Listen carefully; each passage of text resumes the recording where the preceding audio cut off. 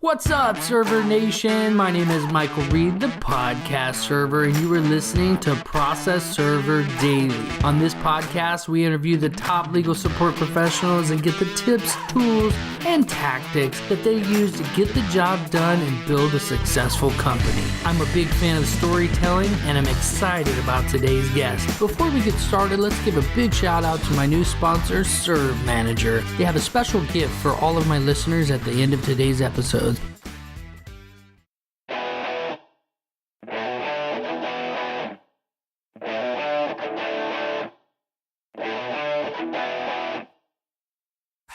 Okay, Server Nation, our guest today is a retired FBI Special Agent in Charge. He is the host of the live stream talk show, Crimes and Times. He's the president of Spirit Asset Protection, LLC. Michael Tabman, welcome to the show. Hey, thanks for having me. Michael, it's been great. Michael, tell us a little bit about yourself and how you got started in this industry. Okay, well, I have a 27-year career in law enforcement. I was a police officer for 3 years, and then I was with the FBI for 24 years. Retired over 10 years ago. And actually, I didn't really have a business plan. I just kind of put it out there, threw a few things to see what came back. And I was trying to sell some business services that I'd done involved with the FBI, more of an internal auditor. And I wanted to do more of that work. But I would sit with people, kind of discuss what I'm doing, and they would be staring at me, and they're looking. And I finish my speech, and they go, "But you're FBI, right?" And I say, "Yeah." They say, "I got something I want you to do." So it's kind of like Michael Corleone. You know, I want to get out, but they keep pulling me back in. So I said, all right, obviously I need to maintain the course. So I opened Spirit Asset Protection, security consulting. I do a lot of pre-employment screening, a lot of internal matters.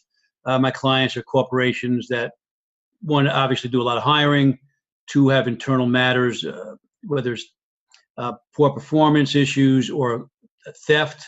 Workplace violence is a big issue now, training them, helping them write their policies. And then I do a lot with law firms, again, helping them put their case together. We do a little strategery and finding witnesses. And then sometimes I'll outsource my process serving to have witnesses served. And then we'll get people interviewed and help them prepare reports. Well, I appreciate you outsourcing that. Well, at my age, I say, I thinking back when I was a young cop, I used to drive around 7-8 hours, maybe jump out of the car, chase someone down, make the arrest. Now I'm in my 60s. Take me quite a while just to get out of the car. So I think, man's got to know his limitations. That's good stuff. So I'm just curious, Michael, what was your first job? Did you go to school and then get the FBI thing right away? No, actually, I went to John Jay College of Criminal Justice, New York City. And when I graduated, this would be in the late 70s, New York City was having a financial crisis. If you think back to 2008, 2009 nationally, New York City was going through that. The famous headline, I think it was the Daily News, was President to New York City dropped dead, meaning they weren't getting a federal bailout. So there are very few jobs going around. So I moved down to the Washington, D.C. area, and just through some circumstance, I wound up in this place called Fairfax County, Virginia. And I landed a job with the Highway Construction Department just as a trainee, which was pretty fascinating work. I really enjoyed it. And I said, hey, if something happens, I don't get into law enforcement, I'm going to stick with this. It was really a lot of fun. But one day I took a bus ride into Fairfax City, not knowing there was a city in the county. And I just stopped the first cop I see. And I said, hey, where's your police headquarters? And he points out to it. So happens it was Fairfax County. I walk in and I ask for an application. And the girl behind the desk says, well, look, the guy over there, that's our recruiter. He's walking by. He's from New York. Maybe you want to go talk to him. Because the accent is pretty obvious. So I go over to the guy. He's like, hey, yeah, bada bing, bada bing. We start talking. And next thing he says, look, I got a test coming up tomorrow.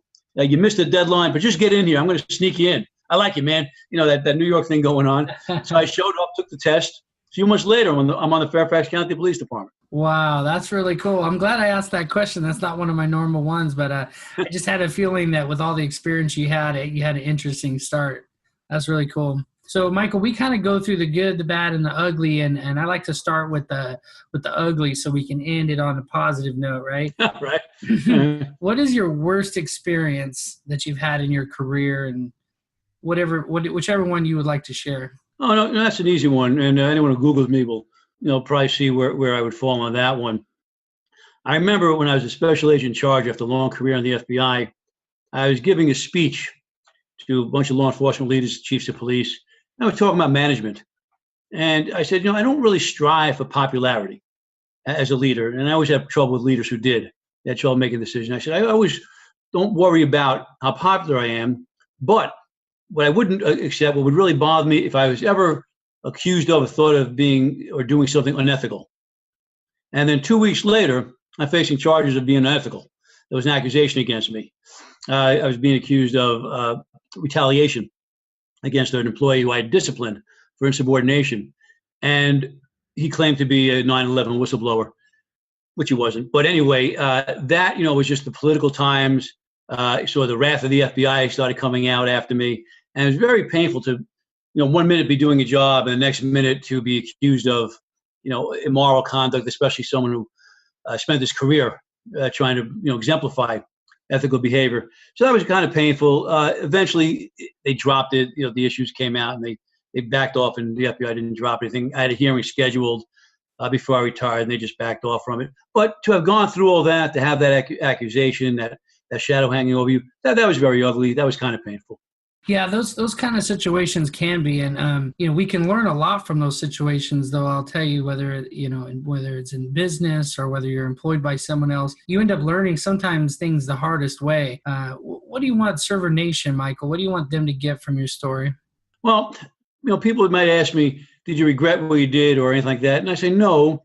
I just wish the system had worked, because I did everything right. I documented it, and I got the advice of legal counsel before I did anything, all the things you had to do to make it right, yet it still backfired, at least at the time. So, follow the rules, follow your heart. Don't get goaded into doing something out of anger. Many of you guys are probably armed. I say, be careful. Let your ego sit in your back pocket. I think about the incident in Florida now where the guy gets pushed down and he takes out his gun and shoots. All right, maybe he won't have to answer that under stand your ground. And maybe I'm veering off your subject, but I looked at that and I don't think that shooting was justified. But most of you are young guys and girls, kind of in a macho type A personality environment. Don't let that get the better of you. And the story I always think of in telling that story is when I was a young officer, getting the advice from the older cops, and they wanted us to carry our weapons off duty because you always had the authority. They said, except when you go out at night, you go to a bar, you may want to think about it. For the very reasons we just discussed. It was mostly men. We had some females, but not many back then. Young men, alpha males, got that macho thing going on. You're drinking, you're around women. Someone may push you down, and your first instinct is going to be to protect that ego of yours. Next thing you know, you're in massive trouble. Yeah, and you don't want to shoot somebody. You get in a situation where you end up having to pull that gun. You're trained to use it, and that's a terrible situation, especially in some kind of a bar situation.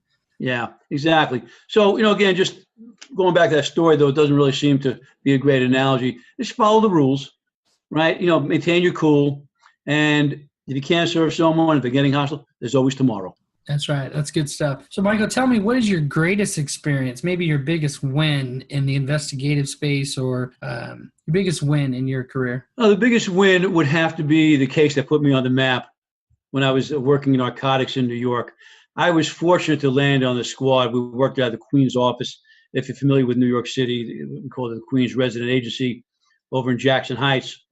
At the time, I was on the NYPD FBI Drug Task Force, and we were targeting Colombian cocaine. This would be in the late 80s, early 90s. So we didn't really have far to walk to work the cases. And that experience and this particular case I'm going to mention was the motivation behind my second novel, Bad Intent. That was about my years on that task force. Of course, we were running and gunning. We were doing everything. Wiretaps, informants, sneak and peek search warrants that many people haven't heard of, all the things that you hear about. And then we're doing raids 2-3 times a week. So we're very active, very busy squad. We were kind of the big dogs in the FBI at the time. Everyone knew us. We had the big cases going on. So, we walked around, our chest puffed out, like that. Showing our feathers. So we're working the cases, and then this case landed in my lap. It was called Sawbuck, and it was a money laundering case, a drug money laundering case that we got from the organized crime section. It's actually a squad I'd worked on when I was on OC. And the guy was a small-time mobster, and he was supposedly laundering money for the cartel. And the organized crime squad couldn't make heads or tails of it. They said there's nothing there. We couldn't do it. So management got a little frustrated and handed it over to the drug squad because they felt we might be a little more adept, not because we're better agents, but just because of what we do. It's a different type of work, maybe required a different type of investigative approach than organized crime did. So my partner and I, a New York City detective, went out there, just beat the bushes, and we put together this humongous case, not on our own, with the help of the squad and other officers, that after about a year or so, maybe a little more, more than a year, culminated in a nationwide takedown of hundreds of people. My main guy, who was working the Diamond District, who was a money launderer, had gotten wind that something was up, and he fled that evening to Switzerland. And I know in his mind is I won't be extradited, but he was wrong. And we called Switzerland that night, and the Swiss police were waiting for him at the airport, took him into custody, and in no short time he was back in the United States. And I haven't checked on it, but he's probably still in jail, having received 660 years as a sentence. Jeez, even if he gets half of that, he's going to be in there for 300 years. Yeah. He's dead. That's a great story. I mean, being able to get in, I mean, all the experience, I mean, we could probably talk for 10 hours just about the different situations you found yourself in, but that was a big win. You say it put you on the map. In your experience, like as a law enforcement officer, like if you get a big win like that, all of a sudden, is that what gets you promoted, or? Well, they'll never admit that, but yes. The truth is, the FBI, like other organizations, but I can only speak to the FBI, a lot of politics there. So I was at that point where I was looking to get promoted, and you have to get noticed. All right, people at headquarters will see this case. You go to headquarters to make a presentation and meet your bosses. Your name gets around. Then there might be somebody say, hey, that guy Tabman, he's all right. He did that big case. Maybe think about him. So yeah, there's a lot of politics, a lot of glad handing going around to get yourself promoted. A lot of game playing. That's who you know. Yeah, so you got to learn how to do it. And I got better on it as my years went on. So. Yeah, I can see that with having your own show and everything. Yeah, you got to be able to talk to people and put yourself out there and maybe take some risks every once in a while and calculated ones. So, Michael, tell me, that's awesome. Your greatest experience, what it tells me is like get out there, get the experience you need. For Server Nation as an audience, it might be kind of like, well, how do I go and I do this? And what do you want Server Nation to get from your greatest experience? What do you think they should take away from that? Well, again, looking at that, let me speak about another case then I put in perspective. Because right after that case, I wound up in this other case that kind of really solidified my experience. And that also, I mentioned that case in my book because these were kind of landmark cases. Landmark in my career, not in history. We were working a case on, again, a suspected drug dealer, money launderer, but we had gotten his name or identified him through an undercover operation that was going on somewhere else. So we couldn't compromise the undercover operation. So we had to build what we call the parallel case. Just start with him and no information and make a case out of that. So my partner and I, the same partner, as a matter of fact, went out there again, started beating the bushes, and we put together this really good case.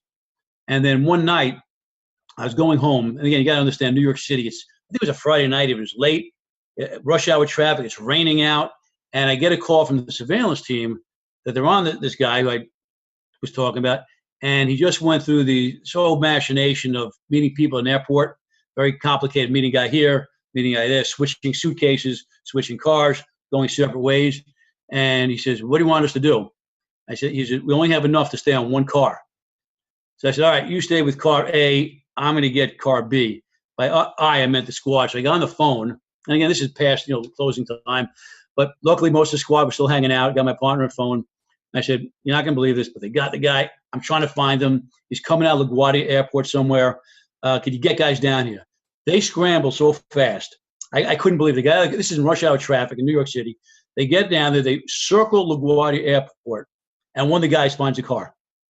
I couldn't believe it. I said, you're kidding. So we stop the car and we pull him over and we get his permission to search the car, but in a way that we knew that permission it's not going to hold up in court. We knew that but if you're familiar, the Carroll Doctrine, which allows you to search a car under certain circumstances, we exercised that. There were two big suitcases in the car. They had this little tiny lock on them. and I wasn't sure. So I actually just took the lock. I just started twisting it, and the thing just broke off.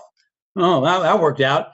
Opened it up, and there was 60 kilos of coke in these 2 suitcases. We used that. The other team followed that other car up to the Bronx. So they did a surveillance on there. And then at that point, we said, all right, now we need to get a search warrant. We've used the Carroll Doctrine exception. So it took us all night, but we got a search warrant, went up to the Bronx, and we wound up finding a fugitive, guns, drugs, another 30 kilos of coke, a lot of money, and a fugitive who had a lot of backup years on him, and then some weapons. And I think we even had like a few grenades. Once again, you have to think things out. You can't let emotions get the best of you. We had to think out there. All right. So when I got to court, the point I was getting is when I got to court, the attorney started coming at me. Like you see on TV. Agent this, you, and they start yelling at you. And in the FBI, especially in narcotics, we didn't testify a whole lot. As a cop, I'd always testify. Traffic tickets, you arrest someone in a fight, they're always going to court. In narcotics, they very rarely went to court because by the time we had you on wire, on video, doing a hand-to-hand with an undercover agent. We had fingerprints on the money, on the drugs. There wasn't a whole lot to go. So we didn't testify a lot. So on this particular case, I went in there, and these very good attorneys really started coming at me, yelling and screaming. And I'm waiting for the gulp factor, where you really get nervous. And it never happened. And I walked out, and we're leaving, and I said to my partner, I said, wow, I never got that tense feeling in my throat. I'm surprised. I haven't really done that much testifying the last number of years. And he says, Tabo, that's what we call him. He said, Tabo, you know why? Because you did your job and you told the truth. And that's all you have to do. That's my message in a very long-winded story to you. Do your job and tell the truth. So, Michael, some ideas came to my mind as you were talking about some things that we have to ask. I have to ask. Okay. First one is, I heard an attorney told me something. You can tell me what you think about this because it relates to your story. He said, when you testify in court, it's yes, no, and I don't know. We've heard that too. And I agree with that. One of the things that I've always heard, you never say not to my knowledge. And I've played with that one a lot because sometimes you're just trying to clarify that you're not lying, but it may not be something For example, if you ask me right now, is it raining outside? I don't know. I'm sitting in my basement. I don't know. But I'm going to say, not to my knowledge, because when I came in 10 minutes ago, it wasn't raining. So I can say no, but I don't really know that for sure. That would be, so I can say, I don't know. Or I can say, not to my knowledge, I don't hear it. It doesn't look like it is. But I can't say for sure. So I think we have to be a little flexible. I agree with the attorney in principle. I do. Yes, no, I don't know. One of the funny things that happened, matter of fact, on this last case, when I remember I was testifying, because I was on there for quite a while, a defense attorney asked me, what was agent so-and-so thinking at that moment? And that's what I said. That's what I did. You want to laugh. I said, I don't know. You have to ask agent so-and-so. And then the judge, who was a really good judge, well respected, said, agent, meaning me, answer the question. I said, Your Honor, I can't speak for agent so-and-so. I don't know what he was thinking. He said, okay. And that was it. I think he just wanted, I guess he found my answer maybe flippant, which I didn't mean it to be. But how can you ask me what someone else is thinking? So, yes, no, I don't know. I agree with that. Be careful of the little traps that attorneys set. You probably learned this. The silence trap, right after you testify. Yeah. And they said they're looking at you and they want to make you uncomfortable. Just sit there and stare back.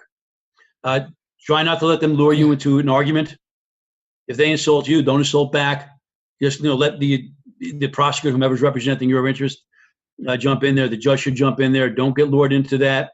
Don't get lured into the multiple questions. Didn't you serve my client on Monday when it was raining at 9 p.m. and you came around the back door and they said, no, go here? Whoa. Which question are you asking? One at a time. Was it Monday? Yes. Was it 9 p.m.? No. Was it raining? Yes. Was it the back door? No. One question at a time. Because their job is to confuse you, have you hurt your credibility. And so be very careful of that. Ask me one question, I'll answer one question. And again, if you don't know, you don't know. Don't make it up. And don't try to fluff it. Just tell the truth. And you know what? If something goes wrong, something goes wrong. A lot better than you being charged with lying under oath, losing your license, or just losing your own reputation. Yeah, Michael, that's good stuff. I had a situation where I posted all other occupants for an eviction on the property, and then I circled around the house trying to get this lady to come out of the house, knocked on the door, knocked on the back door, and then I waited nearby for almost 30 minutes, and then she came out to get in her car, and I drove up and served her. Well, counsel saw the time differences and wanted to just, lambaste me. They're like, oh, it's these different times, you must be lying, and why would you post it? And it's like, and they didn't know about the civil code for prejudgments. And so I just being a lowly process server, I'm like, well, section code 415.46 says I have to post for all other occupants. And the attorney just kind of like, oh, no further questions. So that was kind of right.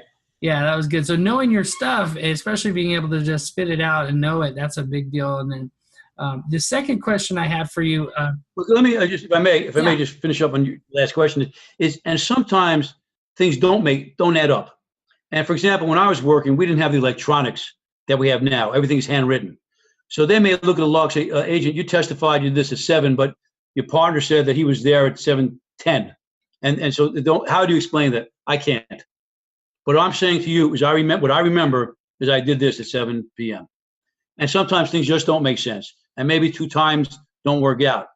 Don't try to answer it if you don't know. I can't explain it. But I maintain what I'm saying to you right now under oath. That's good. That's some serious value. So my other question was, and I know you were in the FBI, but maybe you can help Server Nation understand this. I recently had a case where I went to somebody's house and they called the police.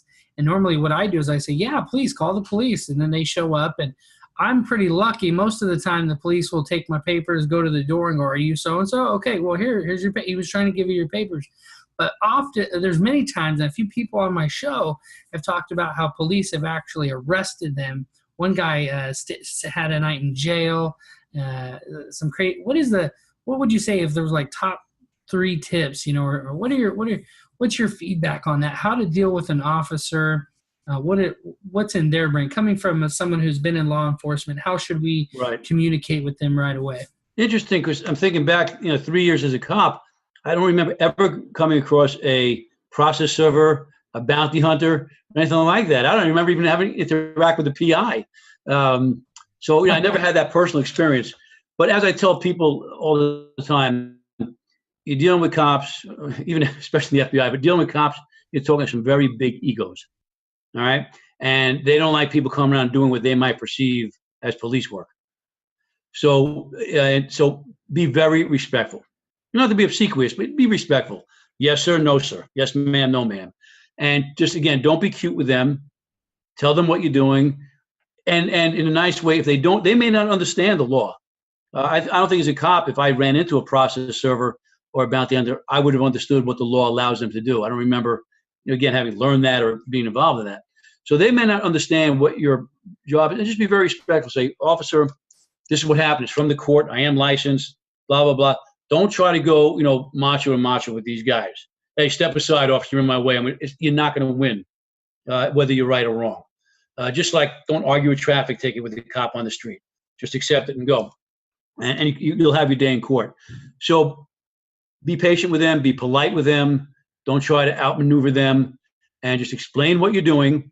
If they give you a hard time, do not wind up getting arrested. Leave and come back tomorrow.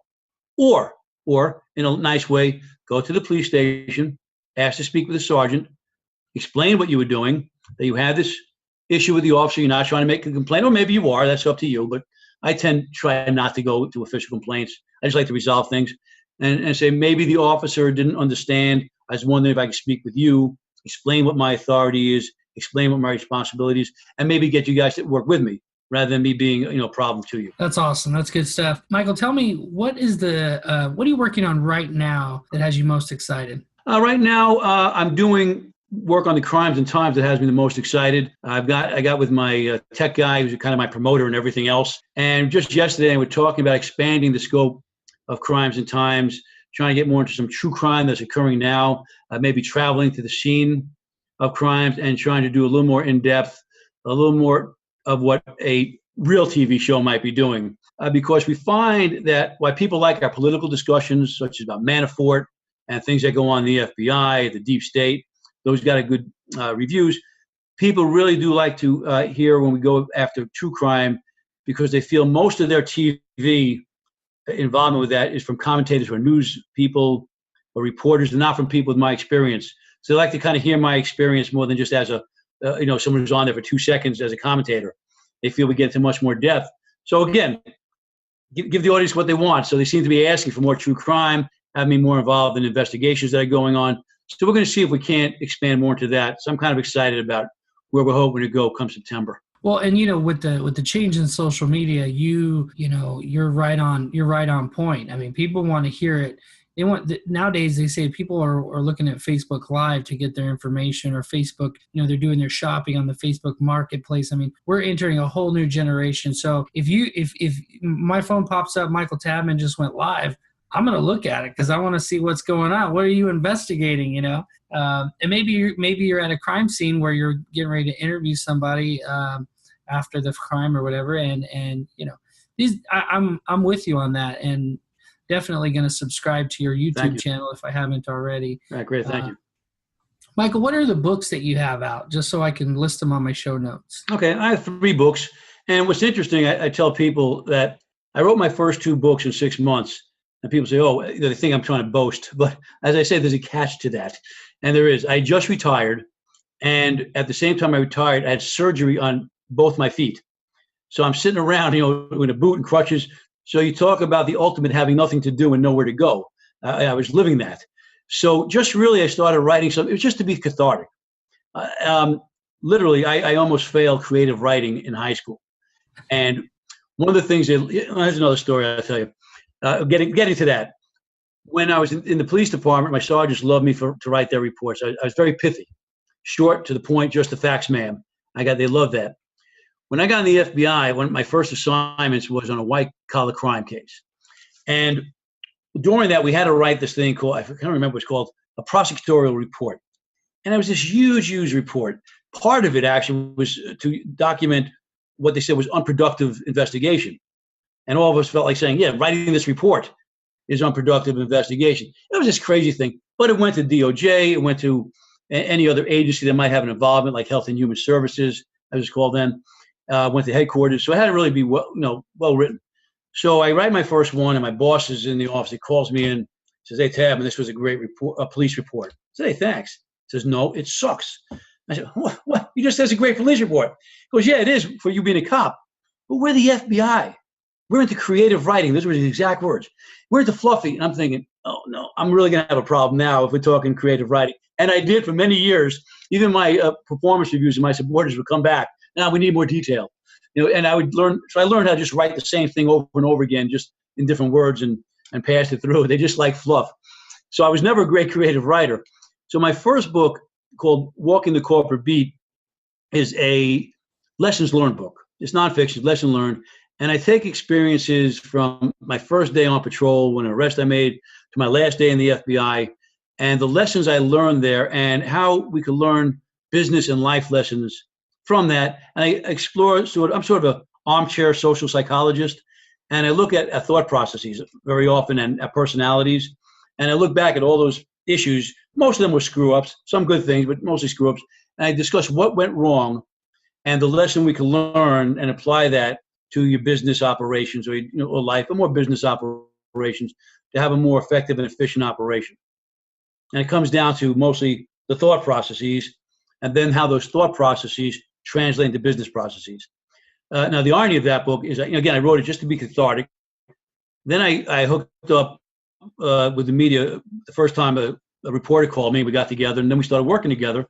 And he said, you really need to get that book out there. I said, yeah, I don't know. And I'm very honest in the book. If you read, I criticize myself. I criticize others, not by name, but just those stories. He said, look, Michael, just get it out there. You need to have a calling card.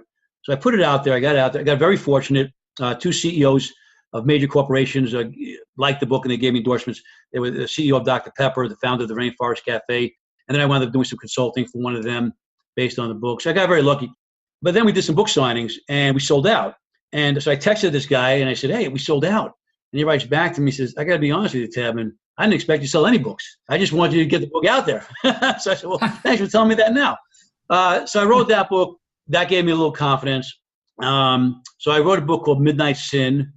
That was based on my years as a young cop, transforming really, I was going to say, but moving from patrol into plain clothes, where I worked on the serial rape case. And it's about a young cop. It's not autobiographical, but obviously I use my own motivations. And it just kind of shows this cop, again, transforming to a more mature police officer, learning how to play the games that you and I are talking about, understand the difference in his responsibility now, and how to balance his personal life versus professional life and his image of himself as a police officer. And that one got off to a fairly good start. One of the producers from Law and Order, Peter Giuliani, gave me a quote for that book, so that kind of helped it get off to a good start. And then another publisher called me after Midnight Sin went out and asked if I would write a novel for him. So I did, and I decided to write about what I said before, my years on the NYPD FBI Drug Task Force. And it was kind of going to center around the FBI agent, again, not being autobiographical, but based on my experience. As I'm writing it, I get a call from one of my old partners, an NYPD detective who I worked organized crime with, and he called me and said, "Hey, Mikey," he says, "how come you didn't name your character after me?" And, talking about Midnight Sin. How come what's the matter with me? Couldn't use me? I said, "Hey, I'm writing a novel now, and it's going to have a New York City detective. Do you want me to name him after you?" Well, yeah. I'm not going to tell you the exact words he used, but you know what he said, right? Absolutely. And I said, okay. So I named it after him. And what happened was the whole focus of the book changed because he's a very, very colorful character, right? He's a big guy. He's a New York City detective, been around, got tons of experience. He came out to my retirement. He flew in from New York City, came to my retirement party in Kansas City. He walked in.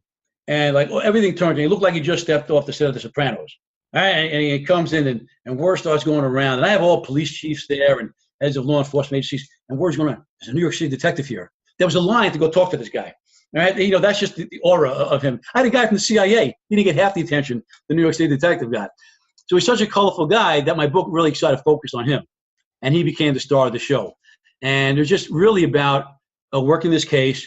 But more about our relationship that has now been more than 30 years, and we really haven't lived in the same city for many years. But we still get together once a year. We still talk to each other, just from the bond of having worked together, really for a short period of time. That is so cool, Michael. I'm so honored to hear the process. A lot of times when I ask people about the different books that they've written, they say something like, this name. Yeah. And you really had a good little synopsis there of of how they came to be and stuff like that. And I'm not a super big reader. I'm writing books and I'm blogging and the online internet marketing and doing all this stuff. But the reading of it, I'm actually intrigued. I have a brother-in-law who just became an officer in the Stockton PD. And so I think I might buy your books for him. Great. Thank you. I'll never turn that down. I also, writing my books, believe me, I didn't quit my day job. So. Right. And producing content, just for my listeners, when you go out there and you're doing all this stuff during the day, when you produce a book or a course or anything online, it's going to keep working for you. And so you just keep doing your day job and have something on the side. It creates a nice little supplemental income, especially if you put yourself out there. And so that's really cool, Michael. I appreciate the feedback on that. You guys can go to processserverdaily.com /podcast and see Michael's show notes for links that are going to go directly to his books to be able to purchase them. Michael, tell me, what is your favorite, what episode should Server Nation go watch first of Crimes and Times? That's a good one. One I like, and unfortunately we had a little bit of a technical issue there. The volume of my mic was kind of low, but one I like was Undercover. I have two Undercover ones. One was with the guy who infiltrated Hell's Angels. That one everyone will like, very popular. He also does movies, so he's well known. But I have one with a guy named, we call him Big Jack. He and I worked together for 7 years on the Drug Task Force. He was our star undercover agent. And I had him on talking about not just the work he did for us, but he infiltrated the mob. He infiltrated corrupt cops. He was just a natural. And he was this guy, he was about 6'4", and I'm not exaggerating, close to 400 pounds. Obviously out of shape, but he's a huge guy. So no one ever made him for a cop just because of his appearance. Everyone thinks of cops as being buff and in shape. So when we'd arrest people and he'd show them the badge, they were like, well, "You're kidding me." But the reason I want to do that is because he and I have such a history together, And he really gives a good understanding of what it takes to be an undercover agent. It's not what you see on television. You don't just show up and act a certain way and they accept you and you make a drug deal. It doesn't work that way. You'll get yourself killed if you try doing stuff like that. So again, I will warn, volume on my side is a little hard to hear, but turn it up. You can hear it. But that's a really good indication of the kind of commitment it takes to be a good undercover agent. It takes a personality and obviously a lot of training and a commitment to it. And he's a very interesting guy, good friend of mine. So again, I just enjoyed having him on the show. So I just go to that one with Big Jack Garcia. That's awesome. So, Michael, we're going to take a quick break to thank our sponsors, and then we'll get right back to it. I got a couple more questions, and then we'll wrap things up. Server Nation, imagine what you could do with another 25 minutes per job. This is how much time process servers who use Server Manager are saving. At just 100 jobs per month, that's over 40 hours that can be spent growing your business or doing more important things like spending time with your family. From job creation to affidavit generation, Server Manager is full-featured and hands down the most intuitive process serving software on the market. I use it for my business. I think you should use it too. In my firm, it's important for me to be able to automate the systems that get things done. Serve Manager has done just that with their API integration, where you can set up literally any app that integrates with Zapier will integrate with Serve Manager. I love it. I've set my whole firm up. Go to processserverdaily.com/Serve Manager to get your free trial. If you like it after the 14-day free trial, they've offered to give you another 60 days for free as a thank you for being a Process Server Daily listener. That's processserverdaily.com/Serve Manager. Okay, welcome back to the show. Michael, what is your favorite skip trace tactic? How do you find folks? I don't do a whole lot of that in my work, but I think the best way, go to the databases, save yourself a lot of time. It might be more fun to go out there and interview people and try to follow people, but given today's technology, you're going to find them a lot faster and a lot cleaner and a lot cheaper. Go to your databases if you can, as your number one option. Michael, how did you find people back in the day? We follow someone else. That's how we did it. We used antiquated techniques. Pen register maybe. We'd sometimes try to tap into someone's beeper. It wasn't a pager with digital stuff. It was just a tone that went off. When it went digital, that was major for us, that technology back then. So we try to clone things, intercept communications. But when you work narcotics, you just follow somebody day in and day out. That's cool. That's cool. Michael, what is your favorite tool for defense? Well, these days, my favorite defense is to stay away from trouble at this stage of life. But going back to when I was a police officer, because that's generally when I would find myself in fights fairly often as a cop, always try to talk your way out of it if you can. Especially in your business, you don't know how you'll be perceived. You may think you're doing the right thing, you're standing your ground, or exercising your authority, but you don't know how that'll be perceived by an officer, a court of the law. Best thing to do is avoid it. Talk your way out of it. Try to get cooperation. Not suggesting you shouldn't defend yourself or someone else, but if you can avoid it, I'd avoid it. But when I was an officer, other than talking, I didn't really count on many tools because we didn't have many. Again, the gun was the last option, and the only tool we carried mostly was the baton. And that was kind of awkward. You didn't want to be seen swinging the baton, even though sometimes you had to, but it always looked very aggressive. But we used a baton. Are you familiar with that? No, I don't carry any batons. What is that, like a short one? Yes, it's a very, very small one, only a few inches long, very hard plastic. And we used it for pain compliance. So you place it on certain spots like the wrist and apply pressure. And if we have time, one quick story I'll tell you was, we use it often to try to get people out of the car or to arrest them. One time I couldn't get a guy out of the car because the guy is holding on to the steering wheel. And so my partner walked over, and he and I trained a lot on the days off on techniques and self-defense. And he took out his baton, and I placed my hands around his head in a method he and I had practiced. And we did it at the same time. We gave ourselves a signal. He applied the pressure. I applied the head movement. And this guy came flying out of the window. Nothing I ever expected. I started backing all the way up. Luckily, I was able to turn him around and get him on the ground first. But the right procedure, and it worked beyond that wildest imagination. He just came right through this window. I don't know how he fit. So mostly pain compliance, but we try to stay away from big things, and certainly lethal force, last option. Good stuff. Good stuff, Michael. What book would you recommend other than your own? Right. If you like police stuff, and remember, I'm older than most of you guys, I can't help but not think of Joseph Wambaugh. he was sort of the seminal writer, the police novel, the police detective. So the Choir Boys, the Onion Field, those are books I think about having read when I was a young cop. I look at that again. It started the movement. I think about the TV shows now that are out there. They're just so unrealistic. It's beyond to me just sort of the license of entertainment. So I stay away from the modern stuff because it gets silly. So I'm going to recommend Joseph Wambach's books for people who want to sort of read the beginning of the police novel. That's awesome. I'm actually going to link that book as well.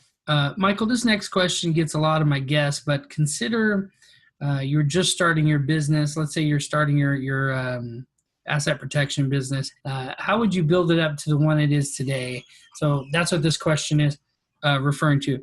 What would you do if you woke up tomorrow with all the same skills and knowledge, but you didn't know anybody and only had $100, a smartphone, and a car? How would you regrow your business? That's a tough one because most of us, when we start a business in retirement, we do it with the plan of relying upon our reputation and rely upon the contacts we made. So when I retired, people knew me. They knew who I was. I was able to get some contacts and get some business. But having said that, I will tell you this, my biggest bonus that came about one night, it was actually a Friday night. It was my youngest son's bar mitzvah. And it's Friday night at the temple. And that's open to the entire congregation. It's not a private party. And we're sitting around. I'm just talking to some guy who happens to be standing next to me. And he says something, and I talk to him, and we get this long conversation. He says, wow, that's really fascinating what you're trying to do. Because I just was I don't think I even licensed my business. I was just kind of feeling it out. And he said, that's great. I want to introduce you to somebody. And he introduced me to somebody who then introduced me to somebody. And I made speeches at their groups. And that really got my business started. And it was built upon, again, they knew people who knew me, but that was so schmooze. Okay, that's my thing, schmooze. Go out there, get yourself a nice professional business card, get yourself a nice website. You have to have one. Even though no one visits my website, it's all word of mouth. I still pay someone to maintain it, make it look nice, just in case. Gives you credibility, and give free speeches. Offer to speak at groups. Come up with an interesting topic. Count on your experience. Get yourself out there. Get your name out there. Be personable. Interact with people. Try to get yourself on television, which is hard to do if you don't have any experience because they want someone as a name. But try to get yourself interviewed. Contribute to a magazine. Write an article. Write an editorial. And just talk to people and get your name out there and be patient. It takes a little time to get traction. But whatever you do, what I don't suggest, don't go into business under leverage. Don't borrow a lot of money and be waiting for it to come because you can wind up in a world of hurt paying back that money. I started with my computer and a phone and word of mouth. And I'll just give one example. When I started doing my background screening business, I won't mention the company, but they got on there and they said, we need a minimum amount of work for you to go on. I said, I can't promise you that because I'm just starting. I don't have any clients right now, but I need to have you set up. And I was able to negotiate with them where they said, okay, we'll do that no minimum if you promise that you will attend our training seminars online and that we need to see some growth month after month.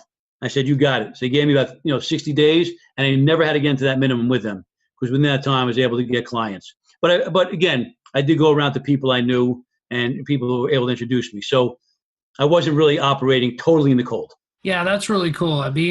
Contacts, I always say, and I'm not the one who said it as a quote, but that your network is your net worth, equals your net worth. I agree. And I just want to stress on that, don't get into these long-term contracts. We have minimums. Be very wary of those contracts. You should be able to negotiate around them because you're going to wind up really struggling when those bills come in and you don't have business coming in yet. Yeah, those minimum contracts. Yeah, that becomes very difficult. So, Michael, tell me, what is the greatest advice you've ever received? Okay, this is a good one. I'm surprised I thought of this so quickly. I was graduating John Jay College, and a friend of, I think, my parents was a retiring New York City police executive, very high up that. I don't remember how high, but he agreed to meet with me, knew I was embarking on my career in law enforcement. We're just talking about things. He says, son, I want you to remember this. Nobody cares about you except your mother. All right? Very hard advice, but I really took that to heart. And keep that in mind. No one really cares about you when you're out there. You have friends, you have bosses who like you. Everyone's going to put themselves first. You lead that charge against something, and next thing you know, you're standing alone. And I mentioned a lot about that in my first book, about that. I'm right behind you, and they never are. So don't count on people doing what they say. Hopefully they will, but no one cares about you except your mother is the best advice I could give. And that comes from having gotten that advice probably almost 40 years ago. I love that one. That's so different, but it's so true. That's crazy. I got your back, and then you turn around and where'd he go? Yeah, that's right. You'll see that happen a lot in your career. Awesome. Well, the last thing I have here is what is the best way that we can connect with you? How can Server Nation keep up with Michael Tabman? Well, I appreciate that. I'm very active on social media, both personally and professionally, on Facebook, Michael Tabman. I really enjoy. I know a lot of people badmouth Facebook, and they talk about the dangers. It's dangerous if you're stupid. Okay, just don't put stupid things out there. I'm kind of careful about that. I share what I'm doing, but I've got backup plans to make sure I'm not putting anything at risk when I'm doing it. But I share, and I have reconnected with old friends and made new friends. So I'm very active. I'm on Facebook, Michael Tabman. Crimes and Times, Michael Tabman Crimes and Times is on YouTube. I would ask everyone to go become a subscriber. That helps us in trying to expand that platform. Right now, we're doing reruns until around September. I'm just off for the summer, doing other things, as most of us are. So we'll start again. So Crimes and Times, Facebook. I'm on LinkedIn as well. And all my information is out there. How to reach me by email, telephone. I'm easy to find. I'll always entertain, a question or a phone call. And on Facebook, I'm in that group of process servers. I think you're in that as well. You guys have been awesome for me. I mean that. I'm not just saying. I think you know why. I have another business, DOT compliance. I need process servers have helped me establish something I'm trying to do throughout the country. You guys have been so helpful and patient. It's just taken me almost a year to put this plan together, and you guys are all waiting and helping me. So I owe you guys, a lot of thank yous. So you guys are terrific. So please stay in touch with me. Anything I can do to help, I'm willing to return all the favors you guys have done for me. Well, I tell you, Michael, there's a couple of groups on there. The Server Nation is kind of my following, and that's one of the groups. And then there's the Process Server Nationwide Connection group, which Dan Davidson is over. And I got to tell you, all the people, pretty much the same people in all these groups, and they're just so helpful. Any new servers that come on and have different challenges, they're just real quick to come back. And I've kind of been humbled because I thought it was going to be a group of a bunch of tough guys. I'm coming on there with my shades and but it was actually just, there's so many cool people. And actually yesterday we had a call. I started a blog mastermind. And so I got 6 people on there, and they're coming from all different areas of talking about. And so we're going to do this mastermind once a month, and they're each going to post a blog to the Server Nation directory that I have. And the whole idea is to drive traffic there and to be able to get attorneys to find the guys in the local areas rather than use the big contract companies. So right. That's really cool. Yeah. We're doing big things, man. I'm really excited that I was able to make the connection with you. When I saw that you had scheduled, I was super excited. I was like, "Come here, buddy. Thank you. Let's get it done." Yeah, thank you very much. Thanks for your patience. I know I was a little hard to nail down there. It was just summertime and stuff, but thank you for your patience getting me on. Michael, I want to personally thank you for being on the show. I've been impressed with everything you have going on, from the Crimes and Times TV show, from the books that I'm about to buy. I'm going to personally go to your YouTube channel and subscribe to the show today. Thank you. And just thank you. Thank you, buddy. This was fun. I really appreciate it. Server Nation, until next time, you've been served up some awesomeness by the FBI Special Agent in Charge and Mighty Mike, the podcast server. Server Nation, don't you just love it when a guest comes on and drops some major value bombs like that? I enjoyed that episode immensely. Server Nation, don't forget to visit processserverdaily.com/serve manager to get your 60-day free trial of Serve Manager. That's processserverdaily.com/serve manager. Thank you so much for listening today, and please don't forget to share this episode with your friends. And if you like what we're doing here, go to Apple Podcasts and subscribe, rate the podcast, leave us a review. It tells the platform that you're listening on that this podcast is providing value, thus giving us additional exposure and helping the podcast grow. Until next time, Server Nation, stay safe out there.